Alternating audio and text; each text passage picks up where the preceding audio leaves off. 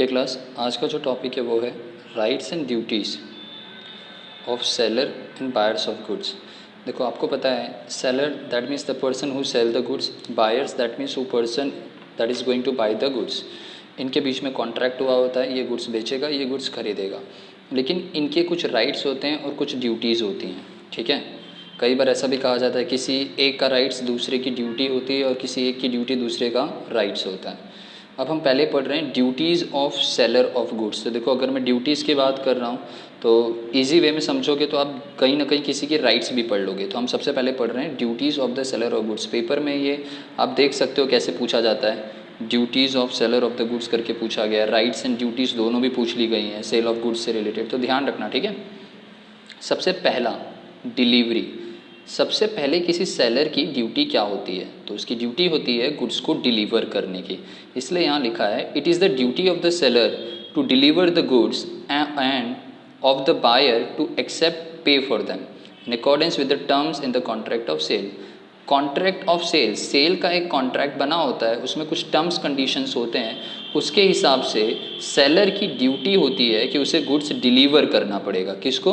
Buyer को, और buyer को उसे एक्सेप्ट करना पड़ेगा पे करके।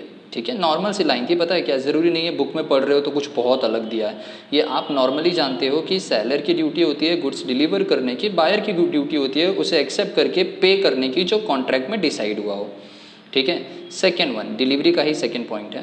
अनलेस, बस याद रखना सेक्शन नंबर 31 फर्स्ट का second, unless otherwise agreed delivery of the goods and payment of the price are concurrent condition. कोई कंडीशन पे बेस्ड है कि गुड्स की डिलीवरी या पेमेंट, ये सब कुछ कंडीशन पे डिपेंड है। दैट इज टू से, तब इस कंडीशन में क्या होगा, the seller shall be ready and willing to give possession of the goods to the buyer in exchange of the price and the buyer should be ready and willing to pay the price in exchange of the. मतलब अब यहाँ क्या है, यहाँ एक condition आ गई। Condition क्या है, ये गुड्स देगा, उसके बदले ये क्या करेगा, पेमेंट पे करेगा। मतलब सीधी चीज़ है, ये गुड्स तभी देगा जब ये पेमेंट करेगा।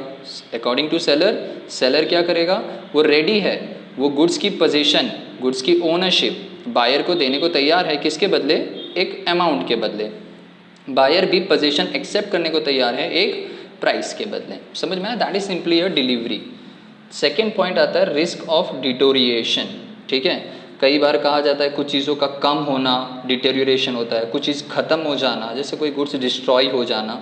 ठीक है, तो रिस्क है डिटेरियोरेशन का in the goods.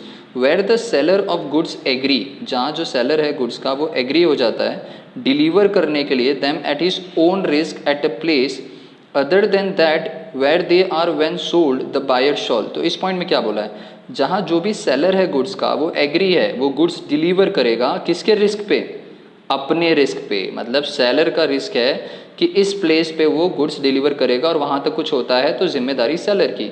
Otherwise then that where they when sold the buyer shall nevertheless unless otherwise agreed take any risk of deterioration of the goods necessarily incident in the course of transit. देखो, ऐसे simple way में कहा जाए तो अगर seller ने कहा है कि मैं यहाँ गुड्स डिलीवर करूँगा, तो उस प्लेस तक जब तक वो गुड्स नहीं पहुँचाता जिम्मेदारी किसकी है, सेलर की। अगर रास्ते में कुछ भी अगर नुकसान होता है तो वो बियर कौन करेगा, सेलर करेगा, अगर ऐसा कुछ डिसाइडेड है तो। और अगर बायर के हाथ में गुड्स पहुँचा दिए गए तो अब रिस्क किसका, अब वो रिस्क बायर का हो जाएगा। समझ में आया? Third, damages for non delivery. मैं पहले ही बता दूं, आप सेलर की ड्यूटी पढ़ रहे हो। सेलर की ड्यूटी क्या थी, तो पहले पॉइंट में आपने बोला गुड्स डिलीवर करने की जिम्मेदारी किसकी है, ड्यूटी किसकी है, सेलर की। दूसरे में आपने पढ़ा यहाँ पे कि रिस्क को सही, गुड्स को सही तरीके से पहुँचाना। समझ में आया? जिस प्लेस पे बायर के साथ बात हुई है, कुछ भी अगर होता है तो रिस्क सेलर का। थर्ड है डैमेजेस फॉर नॉन डिलीवरी। भाई अगर आपने गुड्स डिलीवर नहीं किया एज अ सेलर तो जो भी नुकसान होगा वो आपको पे करना पड़ेगा। Where the seller wrongfully neglect, गलत तरीके से आप मना कर देते हो या रिफ्यूज कर देते हो डिलीवर करने को गुड्स, तो बायर आप पे केस करेगा seller for damages for non delivery. Section number 57 में बताया गया है। समझ में आया? इसी तरह फोर्थ या specific performance. Subject to the provision of chapter 2 of the specific relief act 1887 में बताया गया है किसी भी तरीके का कोई कॉन्ट्रैक्ट ब्रीच करता है, ठीक है, टू डिलीवर स्पेसिफिक, मतलब असर्टेन गुड्स की बात हुई थी। असर्टेन अनअसर्टेन पता है ना? असर्टेन मतलब वो मैंने एग्जांपल दिया था कि जिसमें अलग अलग कलर के हॉर्स हैं और ब्लैक हॉर्स की बात हुई तो उसे हम बोलते हैं असर्टेन गुड्स, स्पेसिफिक गुड्स। और वही अगर 1 लीटर ऑयल के काफ़ी सारे टिन पड़े हैं वहाँ पे, तो उसमें से कौन सा एक होगा वो अनअसर्टेन है, तो पहले उसे असर्टेन करना पड़ता है। तो जब भी कोई कॉन्ट्रैक्ट किसी असर्टेन या स्पेसिफिक गुड्स का बना है, द कोर्ट में if it thinks fit on the application of plaintiff, जो केस करने वाला है, by it decree of retaining the goods on payment of damage, the decree may be unconditional, otherwise as the code may deem just the application of plaintiff be made in time before the। मतलब देखो क्या है, simple सी चीज़ अगर मैं normally वे में बताऊँ तो आपने जो एक स्पेसिफिक परफॉर्मेंस के लिए कहा था कि मैं ये असर्टेन गुड्स आपको डिलीवर करता हूँ करूँगा, अगर वो आप डिलीवर नहीं करते हो, कुछ भी ऐसा करते हो, तो सामने वाला जो प्लेंटिफ दैट मीन्स बायर है वो प्लेंटिफ हो जाता है, क्योंकि वो आप पे केस कर सकता है। तो सेक्शन नंबर 58 के हिसाब से वो जो भी गुड्स है पेमेंट ऑफ डैमेजेस के लिए आप पे क्लेम करेगा और आपको परफॉर्म पे करना पड़ेगा। लेकिन सर कितना पे करेगा, that is the only depend on case. वो कोर्ट में जज उन केस को पढ़ने के समझने के हिसाब से क्या करता है, एक अमाउंट डिसाइड करता है। ये तो ड्यूटीज़ थी सेलर की। अब ड्यूटीज़ ऑफ बायर, एक छोटी सी चीज़ और याद रख लेना, ये सेल ऑफ गुड्स बोलते हैं। हाँ, तो duties of buyer on regarding sale of goods, तो कुछ अलग मत समझ लेना, ये सेल ऑफ गुड्स ही आ जाता है पेपर में। बायर की ड्यूटी क्या है, तो भाई बायर की पहली ड्यूटी तो सबको पता है, पेमेंट ऑफ प्राइस। अगर आप गुड्स एक्सेप्ट कर रहे हो तो आपको गुड्स का पेमेंट करना पड़ेगा। सेकंड है कंपनसेशन। अगर रॉन्गफुली बायर रिफ्यूज़ करता है एक्सेप्ट करने में, डिलीवरी अगर वो ठीक से एक्सेप्ट नहीं करता है, तो डेफिनेटली सामने वाला जो कि केस करेगा उसके लिए उसे कंपनसेट करना पड़ेगा। भाई कोई भी अगर कॉन्ट्रैक्ट को ब्रीच करेगा तो दूसरा वाले को कंपलसरी उसे वो पेमेंट करना पड़ता है। थर्ड दिया लाइबिलिटी ऑफ बायर, कहा जाता है बायर की जिम्मेदारी। बायर के ऊपर क्या लाइबिलिटी है, if the buyer fails to take delivery he is liable to the seller for any loss. अगर उसे कुछ लॉस होता है सेलर को तो उसकी जिम्मेदारी कौन लेगा, अब बायर लेगा, ठीक है, बाय हिज डिफॉल्ट। वो तो क्लियर है ना आप लोग को। अगर सेलर डिफॉल्ट होता है तो सेलर की ड्यूटी है पे करने की डैमेजेस, अगर बायर डिफॉल्ट होता है तो बायर की लाइबिलिटी होगी, एक reasonable charge for the custody of goods. Fourth दिया है interest and special damages. Nothing in this act shawl B affect the right of the sellers. मतलब किसी भी एक्ट में आपको पता है सेलर की किसी राइट्स को या बायर के किसी राइट्स को तकलीफ नहीं पहुंचाई जा सकती। और the buyer recover interest on special damages in case where by law interest और स्पेशल डैमेजेस में बी रिकवरेबल और to recover the money paid where the consideration for the payment of it has failed. आप अगर buyer कहीं भी fail होता है तो जो भी इंटरेस्ट एक स्पेशल डैमेज होता है सेलर को उससे पे करना पड़ेगा। देखो ये तो नॉर्मल पॉइंट है, दोनों में लिख सकते हो कि अगर बायर फेल होता है तो बायर को पे करना पड़ेगा, सेलर फेल होता है तो सेलर को।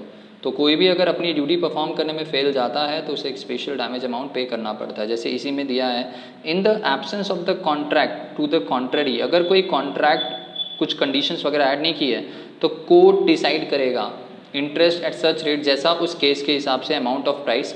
देखो यहाँ क्या बोला जा रहा है पता है सर, अगर वो सामने वाला फेल हो गया, नहीं पे कर पाया, मतलब गुड्स एक्सेप्ट नहीं करता है बायर, रिफ्यूज़ कर देता है, कुछ भी ऐसा जिसमें बायर लाइबिलिटी हो, तो सर जो वो पेमेंट की बात की जाएगी वो अमाउंट क्या होगा। अगर कॉन्ट्रैक्ट में कुछ लिखा गया है तो वो अमाउंट होगा, और अगर वो नहीं है तो कोर्ट डिसाइड करती है। समझ में आया, जो थिंक सही, मतलब जो वहाँ सही पड़ता है। To the seller in a suit by him the amount of price from the date of the tender of the goods और from the date with the price was payable. तो देखो ये दो अलग अलग प्राइस हो सकती है कि जब ये कॉन्ट्रैक्ट बनाया तब प्राइस अलग था, जब पे करना था तब प्राइस अलग था, बायर ने रिफ्यूज़ किया है तो उस हिसाब से वो कोर्ट डिसाइड करके। तो ये 2 पॉइंट याद रख लेना, सेलर और बायर के पॉइंट ऑफ व्यू, ठीक है। कि to the buyer a suit of refund of the price in case of breach of contract the part of seller from the date on which the payment was made. तो point में ये normal से दोनों point बताए गए हैं। अगर आप नोट्स बना रहे हो तो याद रखना, पहला पॉइंट ये बना लेना डिलीवरी का, second risk of deterioration seller में बना लेना, ठीक है, थर्ड डैमेजेस बना लेना, फोर्थ क्लियर।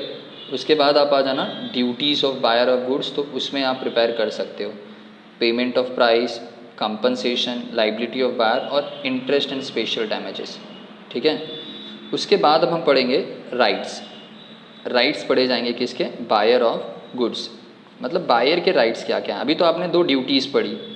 बायर्स राइट है एग्जामाइनिंग द गुड्स, भाई सीधी चीज़ है, जो गुड्स ले रहा है वो गुड्स एग्जामाइन करेगा। आप भी अगर कहीं कुछ परचेज करने जाते हो तो ये लाइन याद रखना, गुड्स एग्जामाइन करना आपकी जिम्मेदारी है। He must have a reasonable opportunity, उसके पास पूरी अपॉर्चुनिटी है, वो गुड्स एग्जामाइन कर सकता है। The goods and the seller on request upon the buyer दिया है on which the buyer has a reasonable opportunity. Section number याद रख लेना, सेक्शन नंबर 41 बताता है कि रीजनेबल अपॉर्चुनिटी बायर के पास होती है गुड्स खरीदने की। मतलब गुड्स खरीदते टाइम पे एग्जामिन कर सकता है। भाई आप भी ये आदत डालो, जब कहीं कुछ गुड्स खरीद रहे हो तो उसकी एग्जामिनेशन प्रॉपर करो। Second, buyer is not bound to return the rejected goods. बहुत सिंपल लिखा है, बायर बाउंडेड नहीं है to return the rejected good. Third दिया है remedy for breach of warranty. वो तो कोई भी हो, अगर कोई अगर केस वो करता है, वारंटी की जो बात हुई उसमें जो भी रेमेडीज़ वगैरह हैं वो तो मिलेंगी ही मिलेंगी। Repudiation of a contract, effects of the tax changes, ये सब चीज़ें तो कई बार कॉन्ट्रैक्ट पे डिपेंड होती हैं। कॉन्ट्रैक्ट को कैंसिल करना है, ठीक है, वापस से कंटिन्यू करना है, तो ये सब चीज़ें उस पर डिपेंड करता है। बस आपको ये नाम लिखना है, सेक्शन का नाम बता देना है। ऐसे ही कुछ राइट सेलर के भी है। रेमेडीज़ बोला गया है, that means he has a right, same lien का राइट्स उसके पास भी है, इसके पास भी है। स्टॉपेज इन ट्रांजिट रीसेल, ये बायर के पास नहीं हो सकता, ये सेलर के पास है। सबके पास अलग अलग रेमेडीज़ है। इसके पास रेमेडी कैसी है, ये क्लेम कर सकता है, केस कर सकता है, लेकिन इसके पास क्या है, ये गुड्स को अपने पास तब तक रख सकता है जब तक बायर पैसा नहीं देगा। गुड्स रास्ते में है तो उसे रुकवा सकता है, गुड्स को रीसेल कर सकता है, ठीक है। ये सब अपॉर्चुनिटी सेलर के पास होती है, ये सेम बायर के पास नहीं होगी, क्योंकि ये गुड्स आपके पास हो तो ही हो सकता है, तो गुड्स तो सेलर के पास होता है। बायर की रेमेडी क्या हो सकती है, रेमेडी में वो क्लेम कर सकता है, केस कर सकता है, ठीक है। Second, enforcement of liability of buyer. Seller can enforce the liabilities of buyer for not making delivery. समझ में आया, आप राइट्स पढ़ रहे हो सेलर के, तो यहाँ राइट्स है कि वो बायर की लाइबिलिटी पे क्लेम कर सकता है, ठीक है। सेलर एनफोर्स कर सकता है बायर की लाइबिलिटी पे कि भैया आपने ये जो डिलीवरी एक्सेप्ट नहीं की है, इसके बदले आपको इतना कंपनसेट इतना पे करना पड़ेगा। और कुछ राइट्स हैं जैसे डैमेजेस फॉर नॉन डिलीवरी दिया है, remedy for breach of warranty, repudiation interest, तो दोनों को अच्छे से प्रिपेयर कर लो, ठीक है। नॉर्मल वे में बता रहा हूँ, आप सबसे पहले ड्यूटीज़ पढ़ो, ड्यूटीज़ दो लोगों की देखो, ठीक है। ड्यूटीज़ पहले आप देख लो सेलर की, फिर ड्यूटीज़ देख लो बायर की, उसके बाद राइट्स में आ जाओ, क्योंकि ये आंसर कभी खाली राइट्स है ना, डायरेक्टली ऐसे नहीं पूछा था। अगर पूछा जा रहा है जैसे इधर देखो स्टेट द राइट्स, तो ये 2 से 3 मार्क्स में पूछा गया था, ठीक है, सिर्फ 2 मार्क्स में। तो आपको जब आएगा 7 मार्क्स में, तो ड्यूटीज़ दोनों की और दोनों की राइट्स साथ में आ जाएगी। समझ में आ, चलो ये वीडियो आप तब तक देखो, तब तक आपको नेक्स्ट वीडियो भी सून अवेलेबल हो जाएगा। जैसे ये वीडियो देख लेना, अगर आपको टॉपिक पूरा समझ में आ गया तो मुझे येस का रिप्लाई दे देना। जैसे ही आप येस का रिप्लाई दोगे आपको सेकेंड वीडियो मिल जाएगा, ठीक है। Thank you.